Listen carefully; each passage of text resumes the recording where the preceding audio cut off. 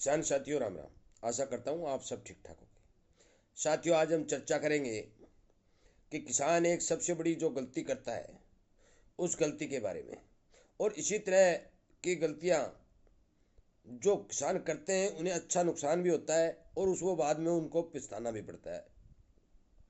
साथियों, मैं इसी तरह से आपको जागरूक करने के लिए इस चैनल के ऊपर जितनी भी जानकारियाँ किसानी संबंधित मेरे पास आ रही हैं मैं आप तक पहुँचाने की भरपूर कोशिश कर रहा हूँ, और उम्मीद करता हूँ कि आप ज़्यादा से ज़्यादा इस जानकारियों को अपने आप पास जो पहुँच रही हैं उनको शेयर भी करेंगे, और यदि अच्छी लगती हों तो लाइक करके इस चैनल के साथ जुड़ेंगे ताकि आपके पास मेरे द्वारा दी गई जानकारी तुरंत पहुँच सके। साथियों, 5 7 10 वर्ष से एक ट्रेंड चला हुआ है भाई, तूने कौन सा गुआर बोया है कि 365 बोया, मैं भी 365 बोऊंगा। तूने नरमा कौन सा बोया है, टाटा दिग्गज बोया, मैं भी टाटा दिग्गज बोऊंगा। तूने बाजरा कौन सा बोया है, 29 67 नंबर बोया है तो मैं 67 बोऊंगा। साथियों, ये सरासर गलत है।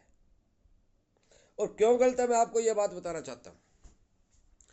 एक किसान की जमीन अच्छी जमीन है, अच्छा पानी है, अच्छे उसके पास सोर्स है, वो जिस बीज का चुनाव चयन करता है, यदि हल्की जमीन वाला, हल्के पानी वाला किसान उस बीज का चुनाव करेगा तो वो बीज कतई कामयाब नहीं होगा।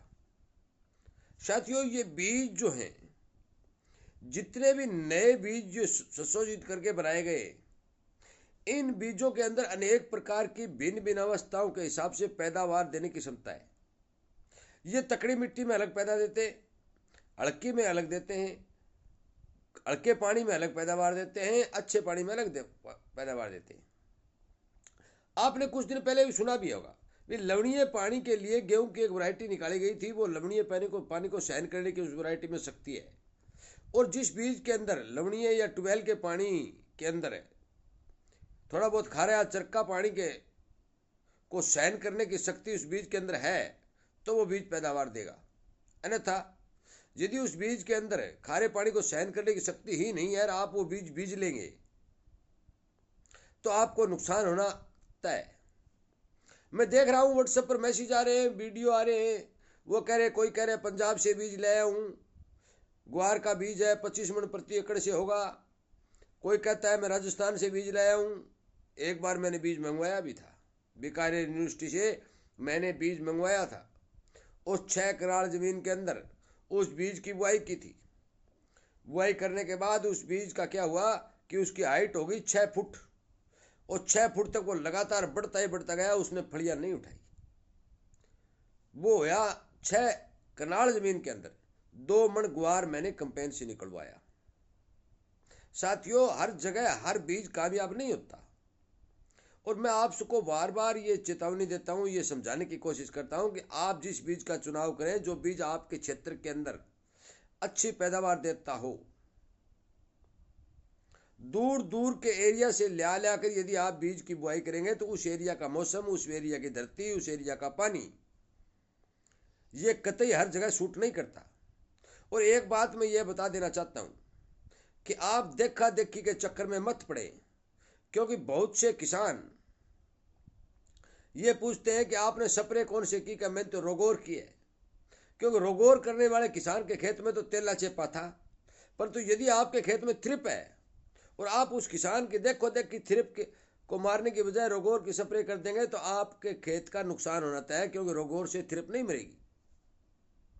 मैं आपको समझाने की कोशिश करता हूँ, ये बताने की कोशिश करता हूँ कि आप देखा देखी के बजाय अपने खेत के हिसाब से, अपनी फसल के हिसाब से, अपने पानी के हिसाब से बीज, खाद और दवा का प्रयोग करें ताकि आपको कम से कम नुकसान हो। साथियों, अक्सर देखा गया है रेतीली जमीन के अंदर यदि स्ट्रॉन्ग जमीन वाला बीज दिया जाएगा तो पैदावार नहीं देगा। ज्यादा पानी का बीज यदि कम पानी के क्षेत्र में बीजा जाएगा तो पैदावार नहीं देगा। इसलिए बीज का चुनाव बहुत ही सोच समझ कर करना अति आवश्यक है। यदि बीज का चुनाव यदि हम सोच समझ कर नहीं करेंगे तो हमारा नुकसान होना तय है। आप किसी तरह के बीज को ले लीजिएगा। हम गाय भैंस को ज्ञापन करवाते हैं तो ये कहते हैं साहिवाल का टिक्का ले आओ भाई, HF का टिक्का ले आओ भाई, HF का सांड है भी, साहिवाल का सांड है, मनुष्य के हिसाब से ले लीजिएगा। लंबे कद काठे वाले लड़के होंगे, लंबाई होगी, लड़कियां होगी, वो उनको पसंद करेंगे। हाइट कम होगी, कम पढ़े लिखे होंगे, वो उनकी मार्केट कम होगी, क्योंकि उनको काम करने की हर एक चीज की क्षमता का फर्क होता है। इसलिए मैं आपको बता देता हूं कि जहां जहां जिस चीज की जरूरत है वही चीज वहां कामयाब होती है। और बीज का बहुत बड़ा महत्व है। और ये बीज का महत्व मैं आपको एक साधारण मनुष्य के हिसाब से समझाता हूं कि जब हम रिश्ता नाता करते हैं तो हम जात टालते हैं। यदि गोत्र टालते हैं तो उसका मतलब क्या होता है? उसका मतलब ये होता है कि एक जात का दूसरे जात के साथ यदि संभोग होगा तो जो संतान पैदा होगी वो अच्छी पैदा होगी। यही महत्व इस अनाज के बीज का है। इसलिए कृपया करके इस बात का ध्यान रखें कि आप कतई गलत बीज का चुनाव नहीं करें, देखो देखी नहीं करें। क्योंकि किसी किसान का ताल का खेत है, अच्छा पानी है, किसी किसान का रेतीला खेत है, पानी भी हल्का है, या रेतीला खेत है पर खेत ताल का है पर पानी हल्का है। मतलब सभी समानताएं किसी भी खेत में नहीं मिलेंगी आपको।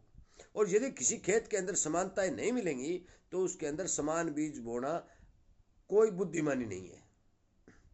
इसलिए कृपया करके मेरी बात पर ध्यान दें। बिजाई का समय अब आगे आने वाला है, नरमा का बिजाई का समय अब चल रहा है। ग्वार, बाजरी, मूंग, मोठ, ये जो हम आगे बिजाई करेंगे, अपने खेत के हिसाब से बीज का चुनाव करें, अपने खेत के हिसाब से वैरायटी का चुनाव करें। जैसा ज़मीन में सूट होने वाला बीज हो, जिस पानी में सूट होने वाला बीज हो, उस बीज का चुनाव करें ताकि आपको कम से कम नुकसान हो। और इसके लिए आप जितने भी कृषि विशेषज्ञ हैं, आपको ज़्यादा समय देने की जरूरत नहीं। एक दिन आप अपने खेत की मिट्टी बेशक नहीं ले जाए, परंतु उसकी स्थिति किसी विशेषज्ञ को जाकर यूनिवर्सिटी के अंदर बताएं ताकि वो अपने आप ही आपको उस जमीन के हिसाब से बीज का चयन करवा देगा।